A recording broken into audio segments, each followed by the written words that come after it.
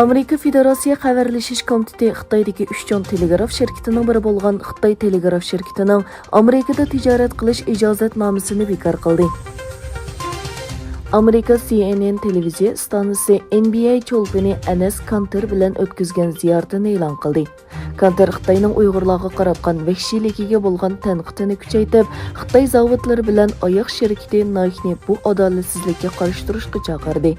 Kanter Nike'ning Xitoyga qarshi so'zlashdan qo'rqadiganligini aytdi va o'zining zamonaviy davrning qulluqi shiori yozilgan oyoq bilan musobaqaga chiqib, Beijingning Uyg'urlarga qilgan muomalasiga norozilik bildirganligini bayon qildi. Xitoy Amerika Tashqi ishlar ministri Antony Blinkenning Tayvanning Birlashgan Davlatlar Tashkilotiga qatnashishini chaqiriq qilishiga kuchlik inkos qaytarib, Tayvanning Xitoyning bir qismi ekanligini eskartdi. Xitoy Davlat ishlari ministrligi Tayvan ishlari ishxonasining bayonotchisi Ma Xiaoguang, Birlashgan Davlatlar Tashkiloti egalik huquqli davlatlarning xalqaro tashkiloti, Tayvan bo'lsa Xitoyning bir partiyasi. Birlashgan Davlatlar Tashkilotida vakillik qilish salohiyati yo'q dedi.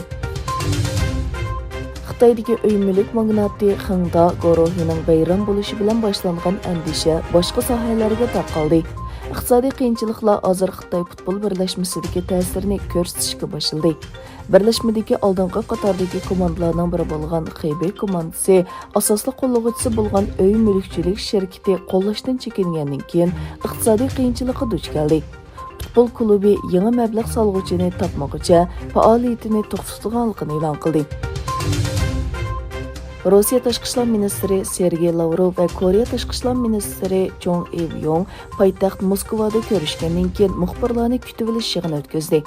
Lavrov Amerikaning Osiyo Tinch okean rayonida o'rta masofalik yadro qurollari shartnomasida cheklangan boshqarilgan bomba sistemasi o'rnashtirishga urinishidan andisha qiladiganligini bildirdi. Gretsiyaning poytaxti Afinada rasmiy ziyorati bo'lgan Xitoy Tashqi ishlar ministri Wang Yi o'zlarining Yevropa bilan bog'lanishni xohlaydiganligini aytdi. Wang Yi Gretsiya Tashqi ishlar ministri Nikos Dendias bilan ko'rishgandan keyingi birlashma muxbirlarni kutib olish yig'inida so'z qilib, Xitoy Costco guruhi cheklik shirkatining Paravos portiga solgan mablag'ining Yevropa bilan o'rnatgan simvolli qadam ekanligini o'tirib qo'ydi.